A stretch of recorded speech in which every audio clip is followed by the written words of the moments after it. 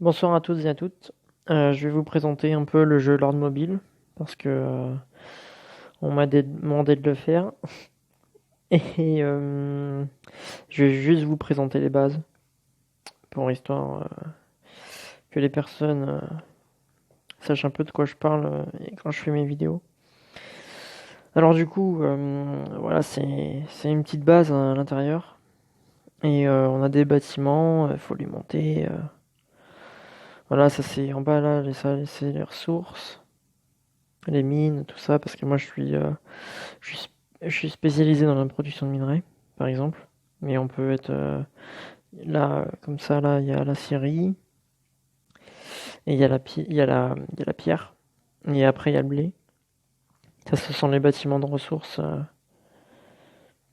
Après, en haut, il y a forcément mon château. C'est là où il va y avoir toutes les informations, par exemple des troupes, les ressources qu'on a dans les sacs et tout ça. Après, on a les infirmeries, qui sont comme ça, où on voit les soldats qu'on a dedans, qui ont été blessés, soit en lançant des rallyes ou en attaquant solo.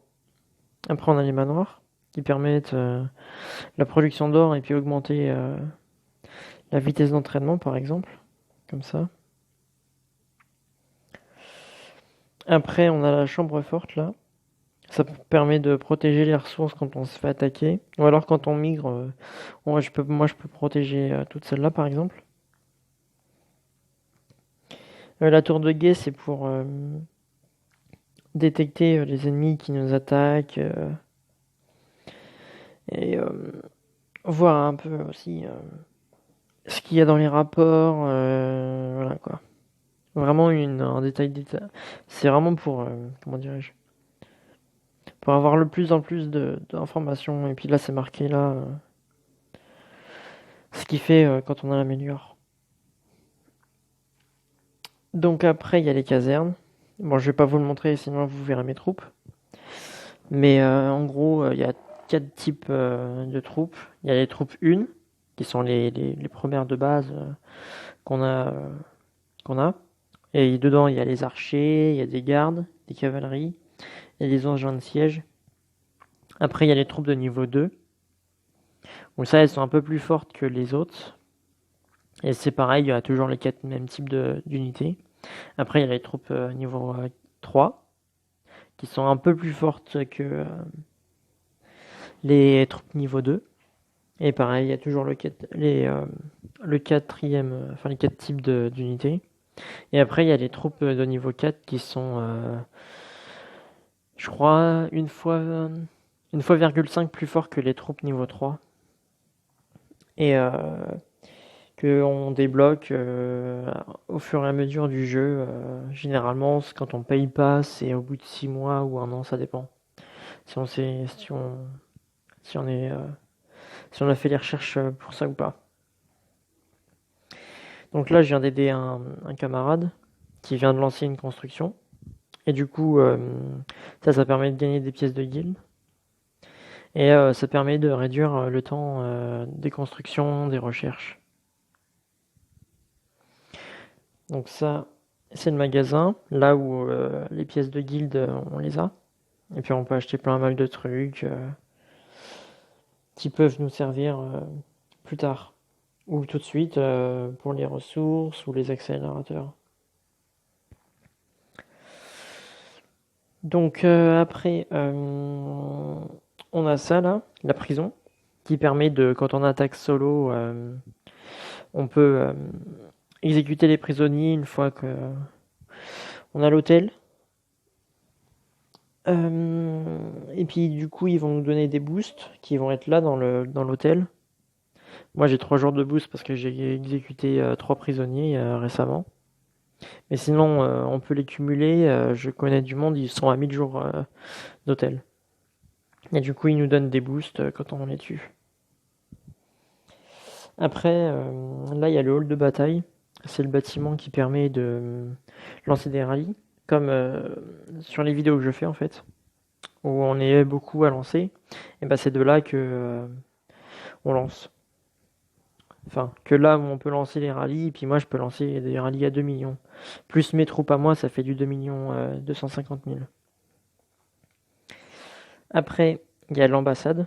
Ça, c'est au cas où si on se fait attaquer, les alliés peuvent nous envoyer des troupes. Donc normalement, il n'y a pas de mort, sauf si quelqu'un envoie une attaque de familier, où là, toutes les troupes vont être mortes. Mais bon, normalement, vous n'aurez pas ce problème-là, vu que vous commencez. Après, là, on a le comptoir qui permet d'envoyer des ressources, par exemple à un autre joueur ou à un compte banque. Là, c'est l'académie. C'est là où il y a tous les arbres de recherche. La chasse aux monstres, ça c'est bien pour chasser, c'est important. Moi, c'est un des arbres que j'ai fait le plus vite possible. Comme ça, je pouvais vraiment chasser comme il faut. Après, j'ai fait les militaires. Et puis c'est là où on débloque les troupes de niveau 2, niveau 3 et niveau 4 à la fin. Après, je vais pas vous faire non plus tous les arbres, mais voilà, il y en a pas mal. Après, là, il y a la salle au trésor, on débloque en payant aussi. Pareil que la prison et l'hôtel, il faut payer avec des gemmes. Et là, par exemple, là, voilà, j'ai investi des gemmes et puis j'en récupère plus. Voilà. Après, l'hôtel, c'était déjà fait. Ça, c'est les familiers. Ça, c'était il y a une mage, il y a un an, je crois, un an ou deux. Donc, ça, c'est un bâtiment qui permet d'entraîner les familiers. Ça, c'est les sources qui permettent de produire l'anima, qui permet justement de faire les fusions de pactes pour justement débloquer les familiers et puis ainsi les améliorer.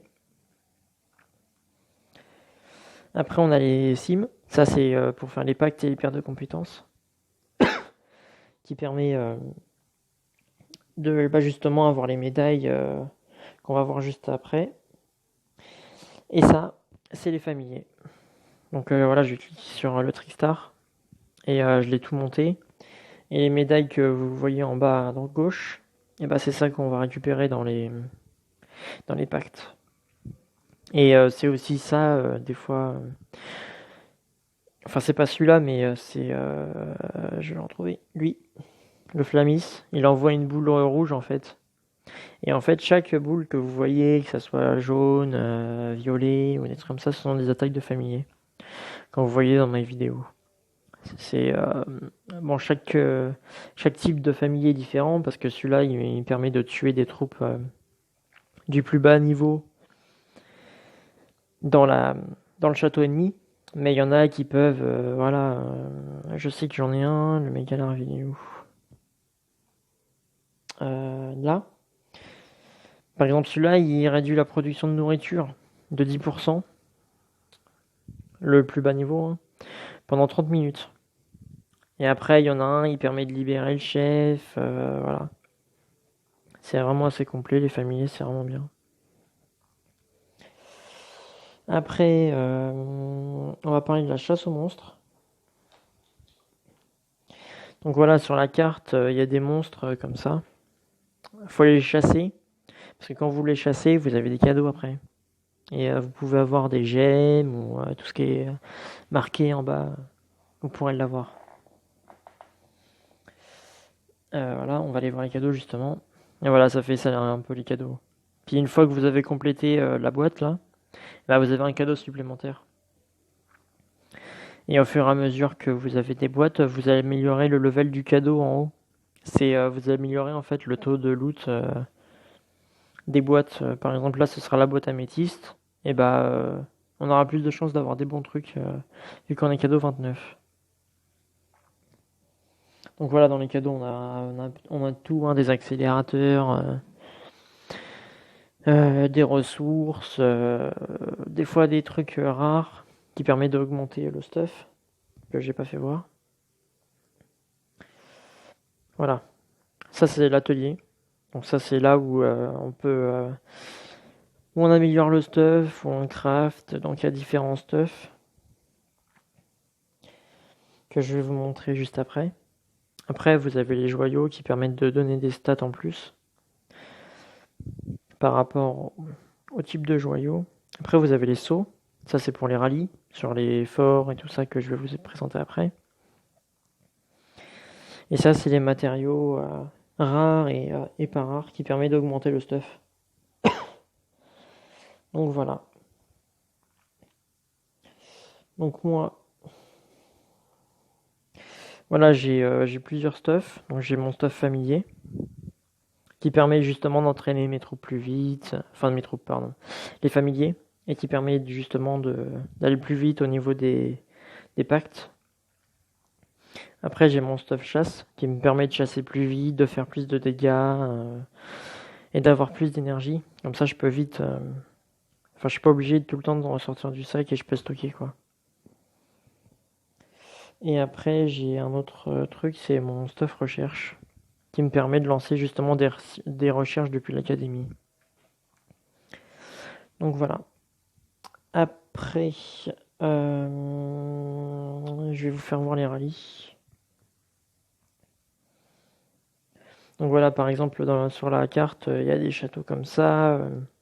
Et puis, vous pouvez les attaquer solo, lancer des rallyes, tout ça. Et moi, dans mes vidéos, on attaque généralement des joueurs assez gros qui ont pas mal de troupes. Parce que ce sont nos ennemis, en fait. Plus particulièrement des Chinois, normalement. Parce qu'on est en guerre contre les Chinois, ma famille. Et du coup, on les rallie tous ensemble et pour justement les tuer toutes leurs troupes et puis qu'ils sont obligés de recommencer. Du coup, ça fait du monde en moins. Après, il faut savoir que les Chinois sont énormément dans les jeux, surtout celui-là parce que c'est un jeu chinois. Après, voilà, en haut là, où j'ai cliqué, vous pouvez acheter des packs. Chaque pack est différent, qui vous permet d'avoir des ressources, des gemmes en plus. Et voilà, et vous avez à chaque fois un prix différent pour chaque pack. Ça dépend vraiment du pack, de ce qu'il y a dedans, tout ça. Et puis voilà, faut savoir qu'il y en a pas mal à 100 euros. Il y a même des héros où le pack il est à 100 euros. Et faut savoir aussi que je sais pas s'il y en a un là. Je vais essayer de le chercher. Je ne crois pas qu'il y en a un là. Non, je pense pas qu'il y en a un là. Mais sinon, en fait, il y a 3 héros dans le jeu. Et pour les monter vraiment en or, en fait, ils coûtent 11 000 euros. Donc voilà, c'est pas forcément donné à tout le monde. Donc généralement, ce sont plutôt les Chinois qui l'ont. Ou alors les gros joueurs. Donc là, je vais vous présenter les héros, du coup, vu que j'en ai parlé. Donc ça, c'est tous les héros free-to-play que j'ai en or. C'est-à-dire que les héros qui sont pas obligés d'être payés. Donc voilà, il y en a. Je les ai tous en or. Puis après, là, il y a le veilleur. Ça, c'est un héros qui se loot juste en faisant les événements infernales. Et après, voilà, il y a le loup sinistre, le chef, le robot vapeur et le guide éthéré qui sont des héros payants. Avec le sombre dévot que j'ai. Après, le dragon du chaos, on l'a en faisant les challenges ou les événements aussi, recherche et tout ça. Un peu comme le veilleur. Sauf qu'il faut beaucoup plus de points pour l'avoir. Donc, je pense que j'ai fait à peu près le tour. Après, il faut savoir aussi on fait partie d'une grande famille. Donc, ma famille compte à peu près, je dirais, entre 50 et 60 guildes. Et dans chaque guilde, on peut être 100 maximum. Donc, on est une assez grosse famille. Et il faut savoir qu'il y a 3-4 grandes familles où on est à peu près comme ça dedans. Et qu'après, au pire, je vous présenterai les familles plus tard, mais pour l'instant, c'était vraiment les choses de base que je voulais vous présenter. Voilà, je pense que j'ai fait le tour. Je vous dis bon visionnage et puis à bientôt.